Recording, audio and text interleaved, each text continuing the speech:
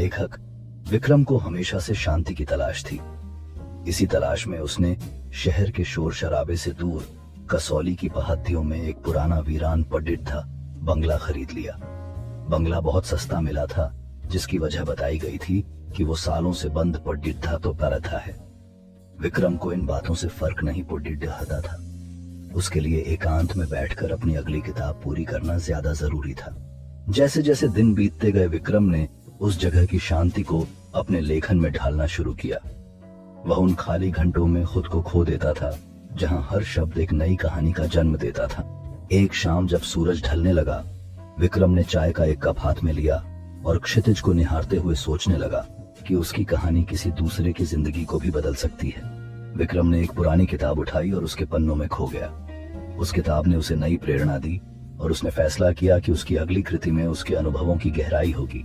सुबह का समय आया और विक्रम ने अपने विचारों को कागज पर उतारना शुरू किया। उसकी कल्पनाओं ने उसे एक नई कहानी की दिशा में ले जाना शुरू कर दिया, जो उसके दिल के करीब थी। बंगले में आकर उसे वाकई बहुत सुकून मिला। चारों तरफ देवदार के ऊंचे पेड़ और हवा में एक अजीब सी खामोशी थी। पहले कुछ दिन तो बहुत अच्छे गुजरे, लेकिन जल्द ही उसे बंगले में कुछ अजीब चीजें महसूस होने लगीं। रात को ठीक 2 बजे उसे ऊपर वाले कमरे से किसी के घुंघरू की हल्की सी आवाज सुनाई देती। पहले तो उसे लगा कि यह उसका वहम है, शायद हवा से कोई चीज टकराती होगी। हर रात ठीक 2 बजे वो आवाज उसे जगाती थी। उसने सोचा कि शायद किसी जानवर या चूहा होगा, लेकिन जब यह सिलसिला लगातार होने लगा तो उसकी मानसिक शांति डिस्टर्ब्ड होने लगी। पूरे दिन वह उस कमरे से आने वाली आवाजों के बारे में सोचती रहती और उसके मन में अजीब सवाल उठने लगे। एक रात उसने हिम्मत जुटाई और ऊपर जाने का फैसला किया। उसके दिल की धड़कन तेजी से बढ़ रही थी जैसे ही वह सीढ़ियों पर चढ़ी। उसने सोचा कि अगर वह सच में कोई जानवर है तो वह उसे डराने के लिए नहीं होगा। लेकिन जैसे ही वह दरवाजे के पास पहुंची, उसे फिर से वो घुंघरू की आवाज सुनाई दी, जो अब और ज्यादा स्पष्ट थी। एक दिन सफाई के दौरान उसे स्टोर रूम में एक पुराना धूल भरा लकड़ी का संदूक मिला। संदूक पर ताला लगा था। विक्रम की जिज्ञासा बढ़ गई और उसने हथौड़ी से ताला तोड़ दे दिया। संदूक के अंदर कुछ पुरानी साथियां और पीले पडिड्डा चुके कागजात थे। वो कागजात असल में पत्र थे जो इस घर की पुरानी मालकिन आशा ने अपनी बहन को लिखे थे। विक्रम ने उन पत्रों को ध्यान से पढ़ना शुरू किया, जिसमें पुरानी यादें और भावनाएं बसी हुई थीं। जैसे जैसे वह पत्रों को खोलता गया, आशा की जिंदगी की झलकियां सामने आने लगी। उन पत्रों में बहन के प्रति प्यार और चिंता का इजहार था, जो विक्रम को एक अज्ञात अतीत की ओर खींच रहा था। विक्रम फर्श पर बैठा हुआ था। खुले हुए पत्रों के बीच उसकी आंखें आशा की जिंदगी और संघर्षों को पढ़ते हुए विस्मय में थीं। उन पत्रों में बहन के लिए प्यार और चिंता का इजहार था, जिससे विक्रम अनुभव कर रहा था कि कैसे एक महिला ने अपनी परंपराओं और चुनौतियों का सामना किया।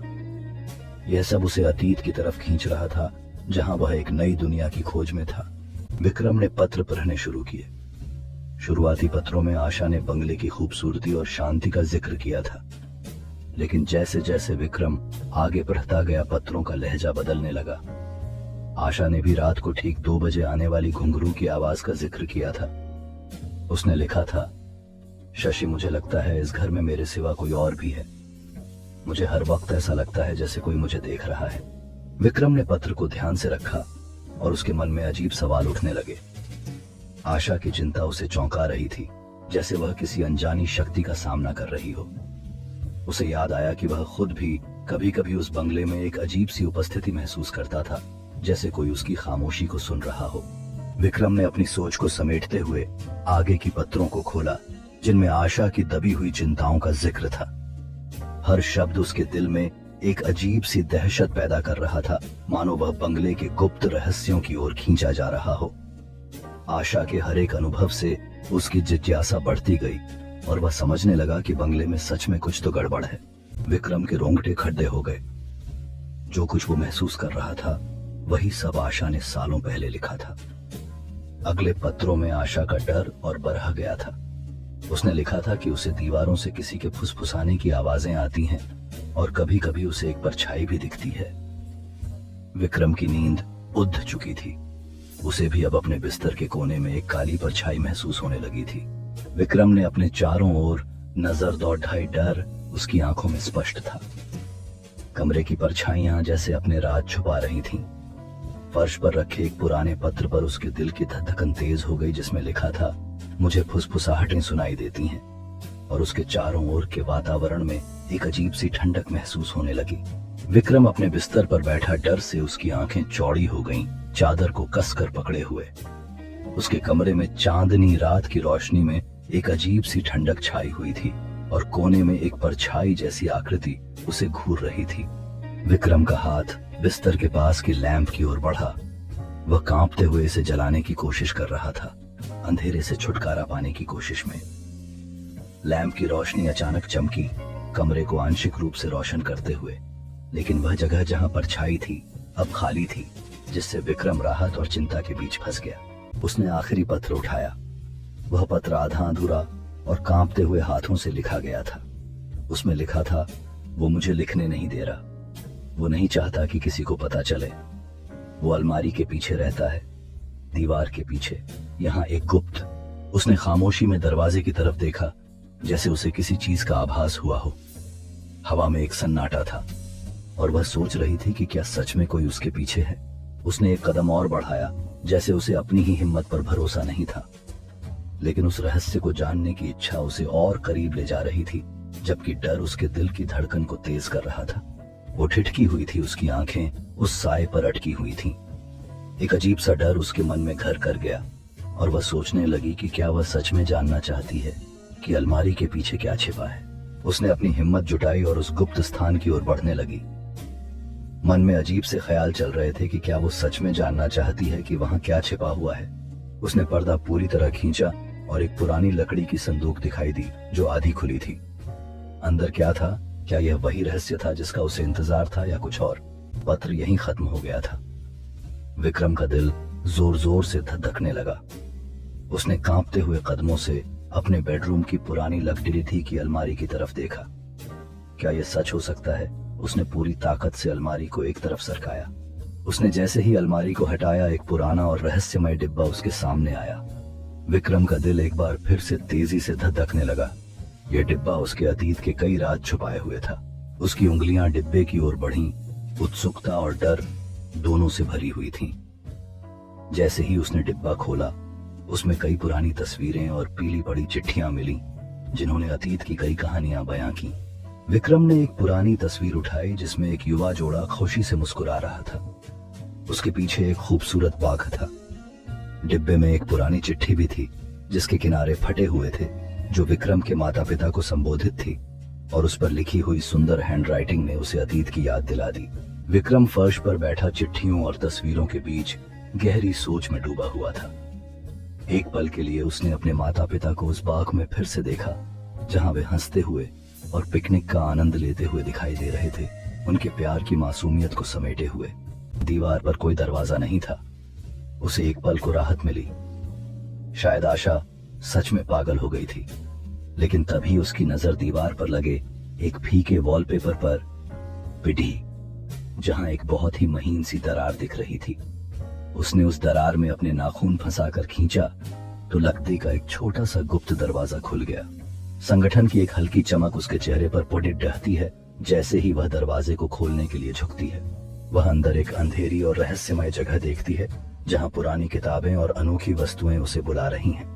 जैसे ही वह अंदर कदम रखती है, उसकी आंखें आश्चर्य और डर से फैल जाती हैं। यह पुरानी किताबों और रहस्यमय वस्तुओं से भरा एक अंधेरा कमरा है, जहां हर चीज एक कहानी कहती है। वह एक प्राचीन किताब उठाती है। उसके उंगलियों के स्पर्श से इसका पुराना कवर हल्का सा खुलता है, जैसे उसमें छिपी कहानियां उसे बुला रही हैं। तभी कोने में एक धुंधला साया उसकी ओर देख रहा होता है, जो उसे ध्यान से देख रहा है। उसकी आंखों में जिज्ञासा और डर का मिश्रण होता है। जब वह उस धुंधले साये की ओर नजर डालती है जो उसे देख रहा होता है, जैसे ही साया रोशनी में आता है, एक बूढ़ा आदमी प्रकट होता है। उसकी आंखों में ज्ञान और रहस्य छिपा होता है। अंदर घना अंधेरा था और सीलन की तेज गंध आ रही थी। विक्रम ने अपने फोन की टॉर्च जलाई। अंदर एक बहुत ही छोटा तंग कमरा था। कमरे के एक कोने में एक पुरानी चारपाई और पानी का एक मटका रखा था, और चारपाई पर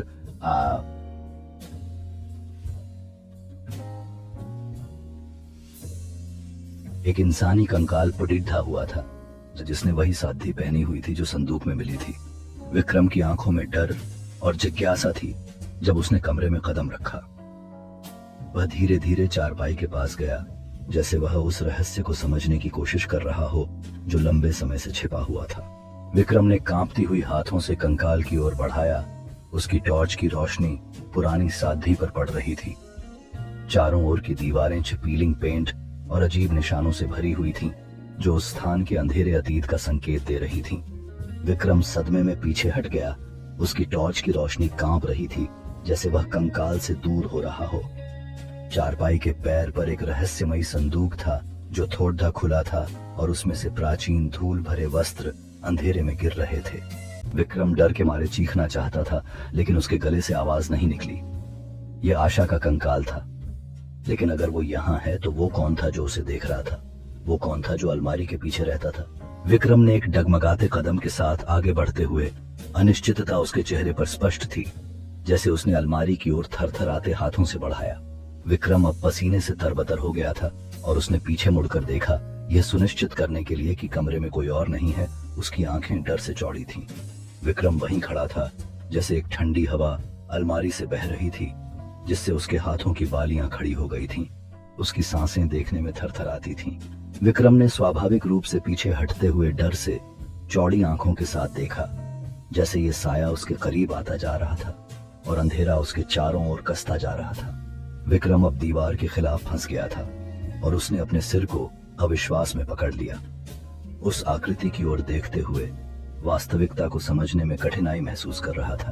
विक्रम का चेहरा भ्रम से क्रोध में बदल गया, जैसे उसने उस आकृति पर चिल्लाते हुए यह पूछा कि वह कौन है और उससे क्या चाहता है। तभी उसके पीछे गुप्त दरवाजे के ठीक बाहर से एक भारी खुरदरी आवाज आई, तुम्हें यह राज पता नहीं चलना चाहिए था। उसकी सांसें थम गईं, जैसे कि उस क्षण ने समय को रोक दिया हो। उसने अपने भीतर की शक्ति को जगाते हुए एक कदम आगे बढ़ाया। उसकी आंखों में नया साहस झलक रहा था।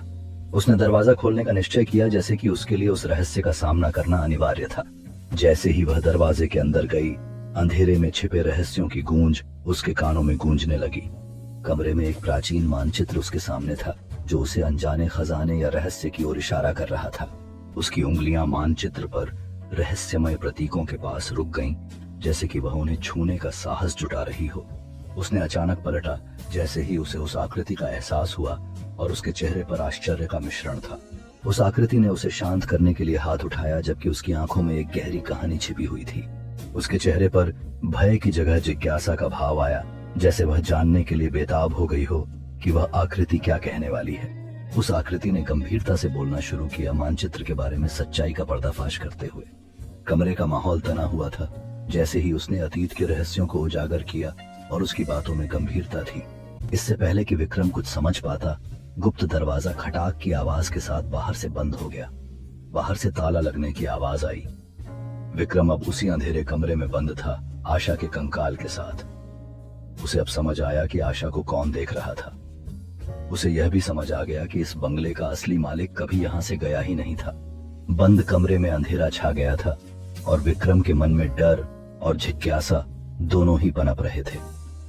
एक मोमबत्ती की हल्की रोशनी उसके चेहरे पर चमक उठी, जिससे उसकी आंखों में एक नई समझ का संकेत मिला। इसी बीच दरवाजे के बाहर एक छायामय आकृति प्रकट हुई, जो इस रहस्य को और भी गहरा कर रही थी। विक्रम ने घुटने के बल बैठकर मोमबत्ती को कसकर पकड़ा, जिससे वह बाहर की आवाजों को सुनने की कोशिश कर रहा था। उसकी आंखों में दृढ़ता और डर का मिश्रण था। इस बीच दरवाजे के बाहर छायामय आकृति नजदीक आती जा रही थी, जो विक्रम के लिए एक भयानक एहसास लेकर आई। विक्रम ने फिर से आत्मविश्वास पाते हुए दरवाजे के पास जाकर एक दरार में झांका, ताकि वह उस अज्ञात व्यक्ति को देख सके। बाहर का अंधेरा हॉल में मोमबत्ती की लड़खड़ाती रोशनी से जगमगा रहा था, जिससे वहां का माहौल और भी भयावह होता जा रहा था। अमन एक भला इंसान था, लेकिन इतनी रात में किसी अजनबी को लिफ्ट देना उसे ठीक नहीं लगा। वह गादी धीमी करके उस आदमी को गौर से देखने लगा। वह एक साधारण अधेड़ उम्र का आदमी लग रहा था, जिसने एक पुराना रेनकोट पहना हुआ था। उसके चेहरे पर एक अजीब सी शांति थी। अमन ने सोचा, शायद सच में कोई शरीफ आदमी मुसीबत में है। उसने गादी रोक दी। अमन ने गादी का दरवाजा धीरे से खोला। उसके चेहरे पर संदेह की एक झलक थी जब वह अजनबी नजदीक आया। अजनबी गादी में कदम रखता है। उसकी अभिव्यक्ति अब भी शांत है, जबकि कार के अंदर की रोशनी उसे गर्मजोशी से घेरे हुए है। अमन और अजनबी गादी में बैठे हैं। हवा में एक अजीब सी चुप्पी है, जबकि वे संकोच करते हुए एक दूसरे की तरफ देखते हैं। कार की खिड़की के बाहर शहर की गलियां हैं जो धीमे धीमे रोशनी में जलती हैं, जिसमें अनिश्चितता और शांति का भिन्न भावनाएं दिखाई दे रही हैं। अमन ने अंततः चुप्पी तोड़ी, अजनबी की ओर जिज्ञासा और चिंता के साथ देखते हुए। अजनबी एक पल के लिए नीचे देखकर फिर अमन की आंखों में हल्की मुस्कान के साथ मिलाते हुए मानो उसे आश्वस्त कर रहा हो। आदमी ने शीशे से झांक कर कहा, भाई साहब बहुत मेहरबानी होगी। मेरी गादी बंद पिड़ी गई है और फोन में भी नेटवर्क नहीं है। बस आगे वाले गांव तक छोड़ दीजिए। गाड़ी के पास खड़ा आदमी रास्ते पर एक आने वाली गाड़ी की ओर देखता है। उसकी आंखों में उम्मीद और राहत की एक झलक है। अचानक वह उस गाड़ी को रुकते हुए देखता है और उसका दिल तेजी से धड़कने लगता है। सोचता है कि शायद अब उसकी मदद हो जाएगी। जैसे ही ट्रक रुकता है, बूढ़ा आदमी गाड़ी की खिड़की से बाहर झांकता है और मुस्कुराते हुए उस आदमी को अपनी ओर इशारा करता है। उसकी दया भरी आंखों में मदद का आश्वासन है, जिससे उस आदमी के चेहरे पर राहत की भावना आती है। बूढ़ा आदमी मदद का हाथ बढ़ाते हुए उससे हाथ मिलाता है और फिर उसे अपनी गाड़ी में बैठने का इशारा करता है। जैसे ही वे अगली दिशा में बढ़ते हैं, दोनों के चेहरे पर एक नई आशा और दोस्ती की चमक नजर आती है। जैसे ही वे गांव के पास पहुंचते हैं, आदमी खिड़की से बाहर झांकता है और गांव की सुंदरता को देखते हुए मन में धन्यवाद करता है। बूढ़े चालक की मुस्कान उसे एहसास दिलाती है कि कभी कभी एक अजनबी भी आपकी मदद कर सकता है। जैसे ही ट्रक गांव के प्रवेश द्वार पर रुकता है, गांव के लोग उनकी ओर देख रहे होते हैं। आदमी ने बूढ़े चालक का हाथ थामकर उसे धन्यवाद दिया। उसकी आंखों में कृतज्ञता की चमक है। अमन ने दरवाजा खोल दिया और वो आदमी अंदर आकर बैठ गया। उसने अपना नाम केशव बताया। गादी आगे बढ़ी, लेकिन कार के अंदर एक अजीब सी खामोशी थी। अमन ने बात करने की कोशिश की। इस वक्त कहाँ जा रहे थे? केशव ने एक हल्की सी मुस्कान के साथ कहा। बस आजादी की तलाश में। अमन ने उसकी बात सुनी और थोड़ी देर बाद उसने कहा, आजादी ये क्या होती है? केशव ने गहरी सांस ली और कहा, यह वो चीज है जो हर इंसान की तलाश में होती है, लेकिन उसे पाना आसान नहीं होता। अमन ने सोचा और कहा, क्या तुम्हें लगता है कि तुम इसे पा सकोगे? केशव ने हल्की सी मुस्कान के साथ जवाब दिया, मैं बस कोशिश कर रहा हूं, यही तो जीवन है। केशव ने कहा, हर मोड़ पर हमें एक नया मौका मिलता है, पर हमें उसे पहचानना होता है। वो मोड़ ही हमें हमारी आजादी की ओर ले जाता है। अमन ने उसकी बातों को गंभीरता से सुना और महसूस किया कि इस सफर का मतलब केवल मंजिल नहीं बल्कि यात्रा भी है। अमन ने उनकी बातें सुनकर कहा, शायद मुझे भी अपनी आजादी की तलाश शुरू करनी चाहिए। केशव ने उसकी आंखों में झांकते हुए कहा, जब तुम अपनी यात्रा शुरू करोगे तब तुम्हें असली आजादी का एहसास होगा। उसका जवाब अमन को बड़ा अजीब लगा। तभी कार के रेडियो पर एक खबर चलने लगी। अनाउंसर बता रहा था कि पास के शांति निकेतन मानसिक आरोग्यशाला से एक मरीज भाग गया है जो बेहद खतरनाक हो सकता है। खबर में बताया गया कि वो मरीज बाहर की दुनिया को अपने लिए एक खतरा मानता है और बहुत शांत स्वभाव का दिखता है। अमन ने घबराहट में अपनी आंखें सड़क पर गड़ा दी, सोचते हुए कि क्या ये मरीज शहर के पास कहीं है। बाहर की दुनिया की शांति उसे अब असुरक्षित लगने लगी थी। उसके मन में उस खतरनाक मरीज के बारे में चिंता बढ़ने लगी और उसने तेजी से कार चलाने का फैसला किया। अमन ने तेजी से गाड़ी चलाई। उसकी चिंता अब उसके पूरे चेहरे पर साफ झलकने लगी। जब उसने एक अंधेरे गली की ओर देखा तो उसे एक काली आकृति नजर आई जिसने उसके दिल की धड़कन को और तेज कर दिया। क्या वह वही मरीज था? ये सवाल उसके मन में तेजी से घूमने लगा। अमन ने अपने फोन पर नजर डाली, सोचते हुए कि क्या पुलिस को कॉल करना चाहिए। सड़कें अब उजाले में नहीं थीं और गाड़ी तेज चलाने के बावजूद उसे हर छाया डराने लगी। वह बार बार मैप देख रहा था, यह सोचते हुए कि क्या वो खुद को और दूसरों को सुरक्षित रख पाएगा। अमन का खून सूख गया। उसने डरते डरते केशव की तरफ देखा। उसका शांत चेहरा अब अमन को एक मनोरोगी का मुखौटा लग रहा था। आजादी की तलाश वाले शब्द उसके कानों में गूंजने लगे। अमन का दिमाग तेजी से दौड़ने लगा। उसे किसी भी तरह इस आदमी से छुटकारा पाना था। अमन एक कदम पीछे हटता है, चिंतित और अपने विकल्पों का मूल्यांकन करते हुए दरवाजे की ओर देखता है। एक भागने का रास्ता सोचते हुए। केशव भयानक मुस्कान के साथ अपनी नजरें अमन पर गड़ाए हुए हैं, एक असुविधाजनक माहौल बनाते हुए। ऐसा लगता है कि वह अमन के डर को महसूस कर रहा है। अमन पास की एक कुर्सी को मजबूती से पकड़ता है, उसकी हड्डियां सफेद हो जाती हैं, जबकि वह केशव का सामना करने के लिए तैयार होता है।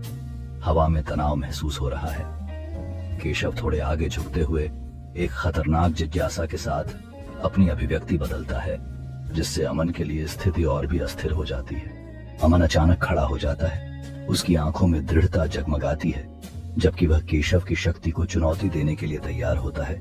उसका दिल तेजी से धड़क रहा है। केशव एक भौं चिढ़ाते हुए अपने चेहरे पर मजाकिया मुस्कान लाते हुए अमन की नई हिम्मत और अनिश्चितता को महसूस करता है। उसका जवाब अमन को बड़ा अजीब लगा। तभी कार के रेडियो पर एक खबर चलने लगी।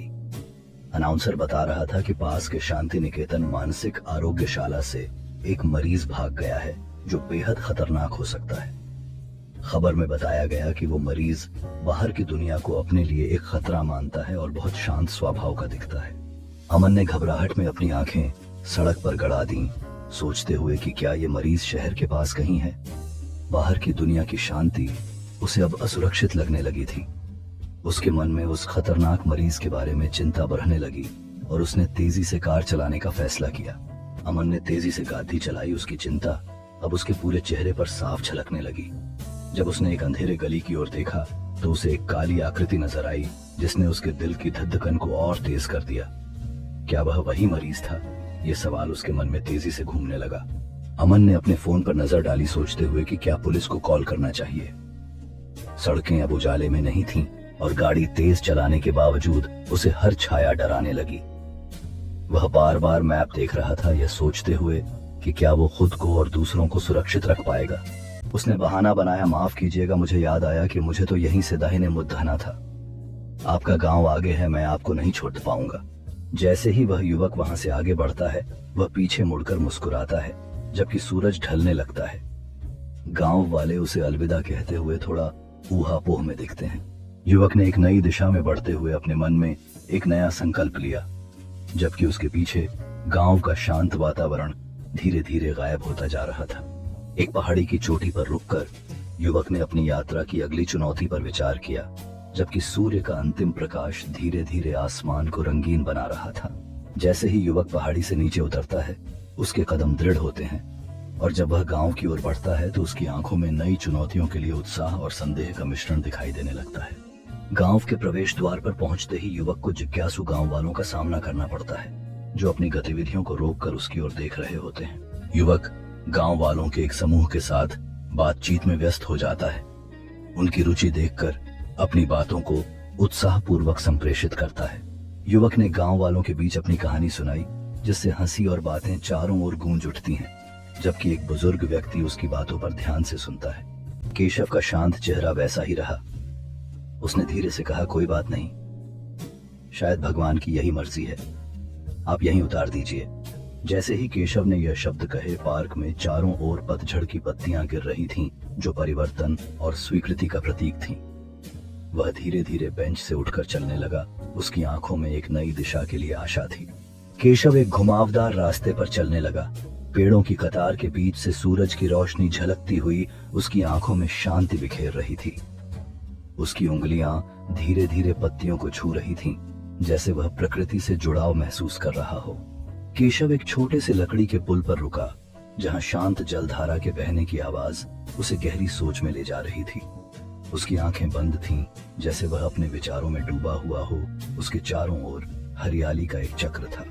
पुल पर खड़ा होकर केशव की आंखों में विचारों की एक गहराई थी और हल्की हवा उसकी बालों को छू रही थी। जल में उसका प्रतिबिंब दर्शाता था कि वह आत्म खोज की यात्रा पर है। केशव ने पुल से उतरकर घास के किनारे पर कदम रखा। उसके चेहरे पर दृढ़ संकल्प था, जो उसकी नई यात्रा का स्वागत कर रहा था।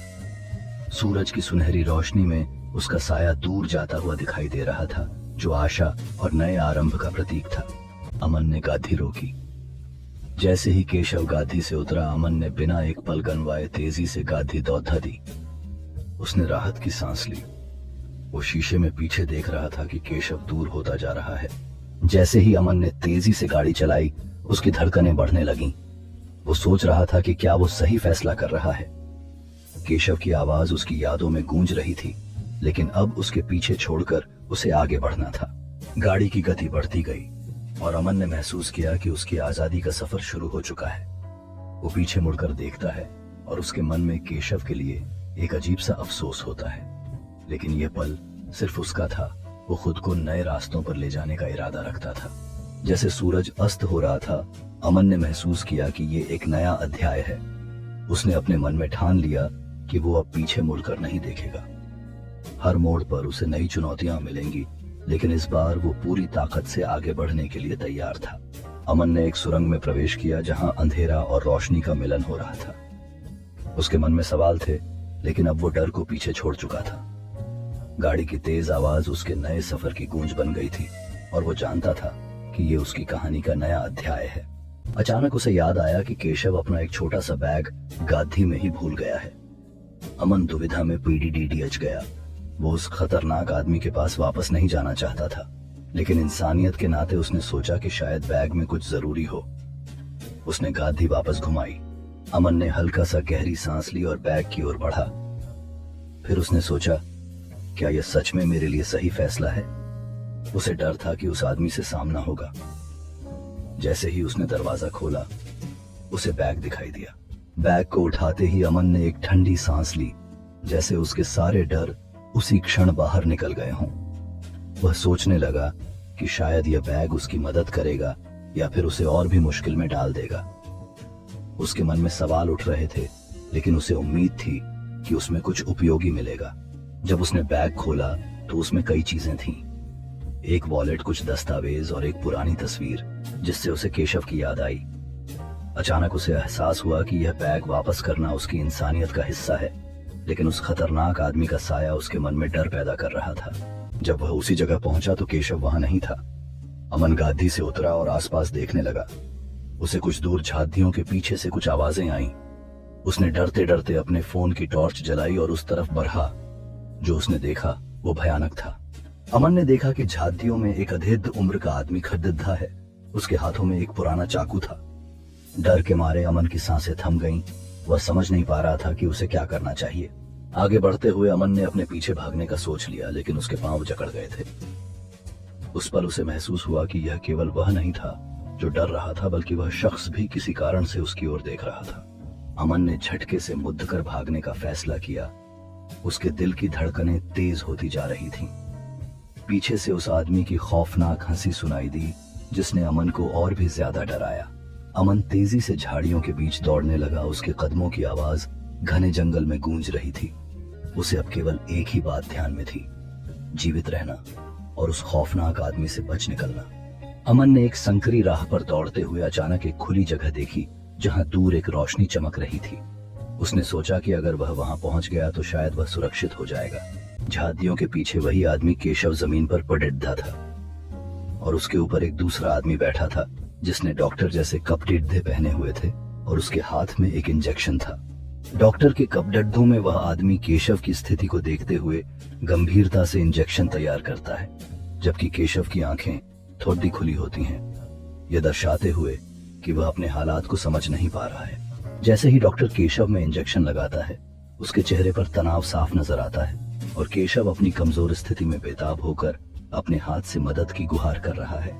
जैसे ही डॉक्टर तुरंत खड़िद्धा होता है और चारों ओर सतर्कता से देखता है, केशव की हालत चिंताजनक बनी रहती है। तभी एक दूर से छिपा हुआ व्यक्ति इस दृश्य को देख रहा है, जो संभावित खतरे का संकेत दे रहा है। जैसे ही छायादार व्यक्ति केशव के पास आता है, उसके चेहरे पर चिंता स्पष्ट होती है और केशव की आंखें खुलकर अपने दोस्त को देखकर राहत और भय के मिश्रित भावों को दर्शाती हैं। केशव का दोस्त घुटने के बल बैठकर उसकी नब्ज चेक करता है, जबकि दोनों इस क्षण में अनजान एक छिपे हुए खतरे का आभास नहीं करते। डॉक्टर ने अमन को देखते ही चिल्लाकर कहा, मदद करो, पकड़ दो इसे। मैं शांति निकेतन का डॉक्टर हूँ, यही है वो भागा हुआ मरीज। मैं इसे ढूंढने निकला था। अमन की आवाज में भय था, लेकिन साथ ही वह ठान चुका था कि वह हार नहीं मानेगा। वह बस एक ही रास्ता जानता था। बाहर की रोशनी में कदम रखते हुए अमन ने अपने पीछे के खतरे को भुलाते हुए अपनी आजादी की ओर भागना शुरू किया। अमन की धड़कनें तेज हो रही थीं। उसे पता था कि डॉक्टर ने पुलिस को बुला लिया होगा, लेकिन वह पीछे मुड़कर नहीं देख सकता था। गली में छिपकर अमन ने अपनी स्थिति पर ध्यान दिया, लेकिन उसके भीतर एक अनजान खतरा उसके मन को बेचैन कर रहा था। जब अमन ने पुलिस की गाड़ी देखी, उसने महसूस किया कि उसके विकल्प तेजी से खत्म हो रहे हैं। तभी अचानक एक शांत आवाज ने उसकी ध्यान खींची। उसने कहा, अगर तुम मुझ पर भरोसा कर सकते हो तो मैं तुम्हारी मदद कर सकती हूँ। अमन उसके शब्दों में एक उम्मीद महसूस करता है।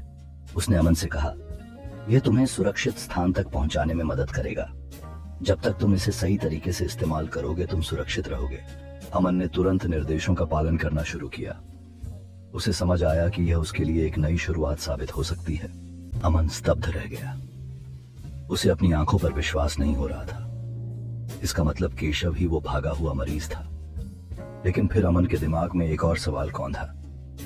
उसने डॉक्टर से पूछा, पर रेडियो पर तो बता रहे थे कि मरीज बहुत खतरनाक है।